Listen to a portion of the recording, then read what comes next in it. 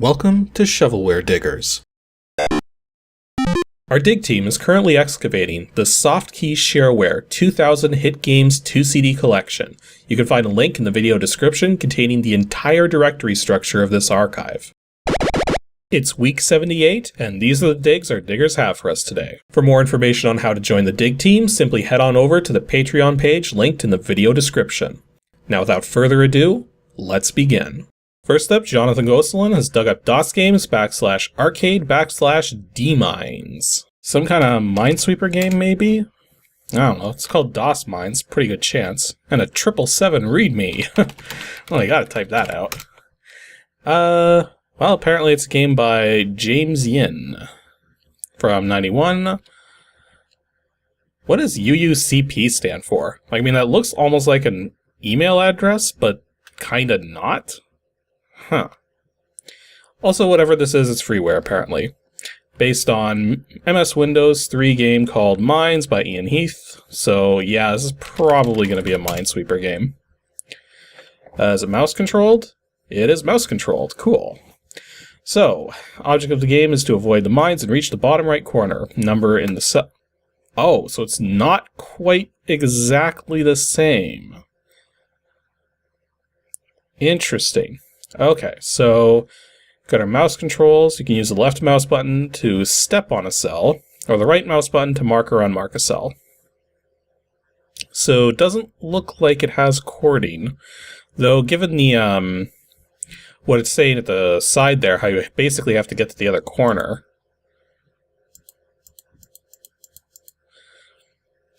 So interesting. Well, I guess, that would be a, that would be a mine there. Oh, whoops. It's actually, I'm really not a fan of when with text cursor mouse controls. But let's try that again. So, goal is to get from here to here. So that's why it always seems to start with this spot already cleared. So because of that, I'm going to guess that we don't really have to flag everything. Obviously flagging some things are going to help, but... Whoops. Okay, so there's actually a slight delay to the controls, because you'll see what happened there. If I click, here and then drag... Yeah, I clicked when it was here, but it didn't read the click until the mouse button was fully up, so it put the thing there. Oh no, wait, it is actually, no, I let go that time while it was still on here and it put it here. So yeah, there's a bit of a delay with the mouse clicks. So that means you gotta be really careful because this is really sensitive. So, by the way, for those unaware, I'm actually really freaking good at Minesweeper. In fact, I made an entire game out of it, Super Minesweeper, on my website. Okay, so yeah, that's the only goal of the game is to get from there to there. So I don't know. The game works. There is a delay in the controls, but there doesn't seem to be any scoring. The whole goal is just get from there to there. It tells you 30 mines at the top, and that's it. So it's... Oh, you can't actually change the number of mines. Okay, so... Let's see. Play again. Enter number of mines. From 30 as the minimum to 140 as the maximum. Yeah, I think with 140 mines on the grid being this small, your chance of getting over here is, minimal. This doesn't really strike me as a great Minesweeper clone. Again, also with the control delays. But it's not terrible. I've seen worse, that's for sure. But again, it also plays differently because you're not trying to uncover every single mine, or figure out where they all are, I should say, but you're just trying to get from one point to another on the board. So, yeah, I don't know. It's not bad, but definitely not as good as the original Minesweeper. Next up, Professor Renderers dug up DOSGAMES /cards/EIN? I'm really not sure with this one. I almost want to think Einstein or something. Those are some big document files. Let's just try running it. EIN version 1.0, released August 1991 by Michael Crone. And that's all we have to go on there. released as Shareware, with $5 being the desired contribution. Although that's interesting, it says here, for a $30 contribution, your name will be added to a mailing list of people that will receive lifetime upgrades for this software and other Shareware software released by... Okay, the reason that's funny is because how many Shareware authors from the early 90s are still making software now? Not a lot of them, that's for sure. A couple or three I can think of off the top of my head. But yeah, a lot of the people who did Shareware back in the day are not doing it anymore. So that's why the idea of lifetime upgrades is kind of funny. But anyways, let's see what the game's actually like. Would you like instructions? Hell yes. Software assumes you already know how to play the game DMINES. So it's game's an Uno-like program. Okay, so that's not that's not a good way to start your game. Is having your instructions saying we're going to assume you already know how to play the actual card game. That would be like going into a game like Doom and saying we assume you already know how to play Wolfenstein, so Doom plays like Wolfenstein. Go at it. No, that doesn't fly. You have to explain what's going on. I'm guessing that's what the bigger document files are probably for, is they probably do have bigger explanations for everything. Anywho, let's see what actually happens here. If it's like Uno, then it probably can't be that bad. Okay, player 1 score, computer score. I did not see options for 2 players. Oh, it even has Uno-like graphics. Jeez. No, I did not see options for 2 players. So, that's kind of dumb. You can only play 1 player. Well, let's see how this goes. This is a very weird starting hand, actually. Because, first of all, that's a lot of wild cards. Second of all, the wild cards usually show like multiple colors when they're the wild 4 cards, so and shouldn't the this already doesn't feel exactly like Uno. And I got a feeling I'm gonna win this. Enter color red. Oh wait, why wasn't I able to... Why did I suddenly end up drawing more cards? Whoa, what just happened there? The game just end? Oh, I just... Hitting escape quits the program. See, I got a funny feeling the game ended, but because I pushed a key immediately afterwards, it, like, got rid of the scoring screen. Let's go back into that for a second there. Yeah, so here's one of the main issues I'm seeing, is that the game is really... The game just sort of blazes through any of the moves the computer makes. So you can't really tell what's going on. Like, right here, I just got a crap ton of cards just put into my hand all of a sudden. But from what I'm seeing, it's almost as though the computer actually, you know, was playing draw 2 cards or something, but I couldn't tell.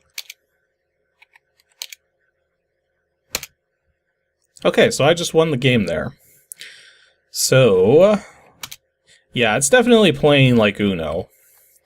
I don't know what differences DMINES has to Uno, like maybe they're the exact same game and I just never heard of DMINES before. I actually have a deck of Uno cards, although it's kind of missing a few, and I don't remember where I got it from.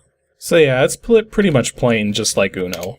So, again, the only major drawback here is that it's 1 player only. So it's actually showing when the computer's playing each card now. Before it was delaying like virtually nothing at all. But I do like that the delay time actually shows you like exactly how fast the delay is. And you actually experience how fast that delay is when as it's showing that message as well. So that's a neat thing. And the computer just won that one. Okay, so that was DMINES. It's a Uno clone, plays pretty much exactly like Uno, or DMINES, whatever game that is. I'm guessing it's probably just a different name. Or no, wait, isn't DMINES like the number 1 in a different language. In any case, it's an Uno clone. It's not terrible, but it is limited to just 1 player against the computer, with no difficulty selection to choose from, but then, what doesn't matter, Uno's a very straightforward game, so... yeah, not much more to say about this one. And to finish things off today, Foon Turing's dug up DOSGAMES / KIDGAMES / MATHWIZ. Probably some kind of game called MathWizard. Just guessing. I got a readme.first, which is pretty big, so it's not fitting on the screen. Says that registered versions are $10, from what I can see there. Whoops. Okay, so let's just run it. That went by pretty quickly. Well, apparently MathWiz. Let's actually quit out. I'm going to turn the cycles down here. That should be good. Now let's try it again. MathWiz, Pierce Consulting Educational Series by... Jeez, it's still going by fast. How much do I have to slow this down by? Okay, it's not getting any slower, as evidenced by how long it's taking to draw that. So, made by a Howard... Come on! Let me read the screen before you... How am I so... Okay. Screw it. I'm turning the cycles back up. We're just gonna play this thing. Let's see here. Addition. Let's go skill level 4. This problem is addition. You can tell by the way it has a plus sign on it. And by the way it says so up top. Okay, 65, 15, 3. That's gonna be something that ends with a 3. So either 93 or 83. So... it's gonna be 83. You have to click on the actual B thing there. Continue game. Problem is addition. Still. 17, really? 31? Like, those numbers are both smaller than... Although I do like the fact that it put 282 and 283 here, so... But then, that's the other thing too, is it's multiple choice, so it can't be 17, it can't be 31, it has to be 282 or 283, which means all you have to figure out is the first digit. So 9 plus 8 is 17, plus 5 is 22, so it has to be that one. You don't even have to do the whole problem. So yeah, 2 plus 58 plus 15, and the first digit is different on all of these, and if you add 2, 8, and 5, it's 15, so it's got to be this one. Multiple choice is not the best way to do mathematics for that reason alone, because you can just cheat, and then you're not really learning anything in the process. Okay, let's see what else this thing can do. Let's see what the division does at skill level 4. Oh, you're gonna throw this crap at me? Okay, we just suddenly jumped from grade 3 and 4 level math to grade 9 level math. Okay, so, firstly, this is not how you would normally lay out a division problem for like a bajillion reasons. Also, once again, you have the whole situation of, well, your answers down here. Like 0.705, 0.489, 0.428, or 0.012. And you're probably thinking, oh, well, it can't be that one because that one's so stupid. But no, it's that one. Because those numbers divided to really small amounts. Like, look at this. 8 divided by 66 divided by 40? Thing's gonna be super small. I'm not even doing the math, I'm just looking at these and figuring, oh, it can't be bigger or smaller than this. So yeah, the secret to the division section is just pick the smallest number. I'm not even looking at the problems anymore, I'm just picking the smallest number. And it's generally right. This is not a good educational program if this is how you... I'm not even reading the problems. You're watching me go as fast, like, full speed here. I can't possibly be reading the problems. I'm just picking the smallest number. Oh my jeez. Yeah, good educational software here. Actually, now I'm curious how ridiculous the multiplication's gonna be.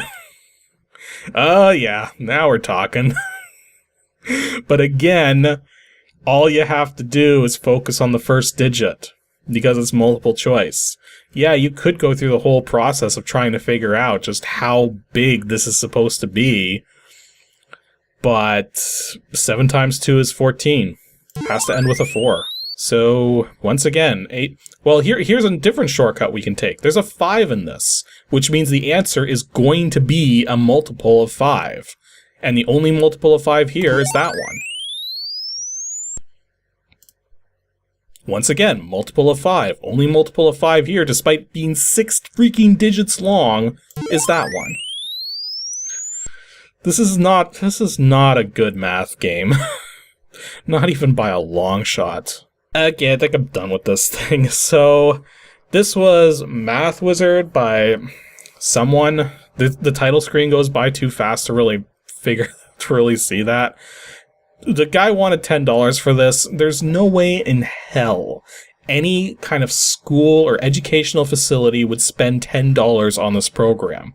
You gotta remember, like, I programmed math software professionally. I can tell you right now, that stuff is not cheap. And it's because educators aren't looking for a cheap solution. Because, first of all, they generally don't have the final say in what software is bought. The final say comes from an upper position who is going to want the best software out there. They are not going to spring for a $10 piece of software that literally teaches nothing. So yeah, this is not good math software. It's not even that fun. So, well, it's funny to riff on because of that, but I guess one thing we can say about this program is it does work. And so, as we've seen before with some of this software, that's more than could be said for some of the games we've seen. But yeah, this is definitely a throwaway program. Doesn't do anything to help reinforce math or teach math. Like, I mean, unless you think about learning how to do shortcuts for these, I guess that's one thing that maybe you can pull from this, but shortcuts only work when you have an idea of what the answer is going to potentially be. So yeah, we could take a shortcut here and figure out 7 times 7 is 28, 8 times 6 is 48, so... Or no, 7 times 7 is 49, 9 times 6 is 54, so yeah, it's going to end in a 4. So... We know because we see these answers that we can take that shortcut and figure out that's going to be the answer. But if we didn't know any of this, then knowing that shortcut doesn't really help us at all. So it's definitely not good math software, but at least it functions, and at least the math is solid, even if it's weird, especially with the division. But yeah, this is not something you would ever see in a school or anything, and it's probably not something you would use to teach math at any degree.